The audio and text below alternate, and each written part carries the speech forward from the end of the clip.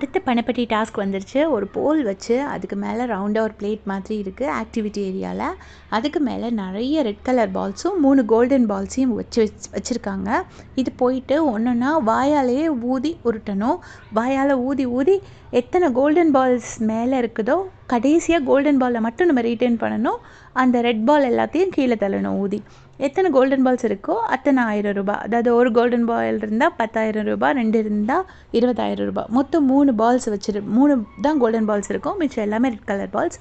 ஒருத்தராக போகிறாங்க, போய் ஆக்டிவிட்டி ஏரியாவில் பண்ணுறாங்க. மித்தவங்க எல்லாருமே டிவியில் உட்காந்து பார்த்துட்ருக்காங்க. அதில் வந்துட்டு திவ்யா ஒரு பாலை ரிட்டைன் பண்ணுறாங்க, வினோத் ஒரு பாலை ரிட்டைன் பண்ணுறாங்க. ஆளுக்கு 10,000 20,000 வந்து கிடச்சிருக்கு. ஆனால் இப்போ யாரோ சொல்கிறாங்க நேற்று நைட் வந்து 1,75,000 டோட்டல் கலெக்ட் பண்ணியிருக்காங்க போல இருக்குது. ஏதோ மிஸ்கால்குலேஷன் ஆகிடுச்சு. ஸோ டோட்டல் 1,75,000 ப்ளஸ் இப்போ 20,000 சேர்ந்து 1,95,000 அந்த பணப்பெட்டிக்கு சேர்ந்துருச்சு. ஸோ இவங்க எல்லாருமே இன்னொருத்தருக்காக ஆடுறோன்னு இல்லாமல் ரொம்ப சின்சியராக விளையாடுறாங்க. அவங்களோட ஃபுல் 100% போட்டு விளையாடுறாங்க. இதுக்குள்ளே வியானாவும் வாட்டர்மெலனும் ஏதோ பேசிகிட்டு இருக்காங்க. காலையிலேயே வாட்டர்மெலனை ஒரு வாட்டி வார்ன் பண்ணியாச்சு, அவுட் சைட் இன்ஃபர்மேஷன் சொல்லக்கூடாதுன்னு. அப்போ வியானா இப்போ வருது அப்படின்னு சொல்லும்போது எனக்கு கூட தான் வருது, வெளியில் அனுப்பணும்னு தோணுது, வெளியில் அனுப்பிடுவா, நீங்கள்லாம் ஜாலியாக இருக்கணும் தான் நானும் ஜாலியாக இருக்கேன் அப்படின்னு சொல்லிட்டு பிக் பாஸ் கொஞ்சம் கோவமாக சொல்கிறாரு. உடனே வியானோட ஃபேஸ் அப்படி மாறிடுச்சு. ஆனால் அதை அப்படி கண்ட்ரோல் பண்ணிட்டாங்க.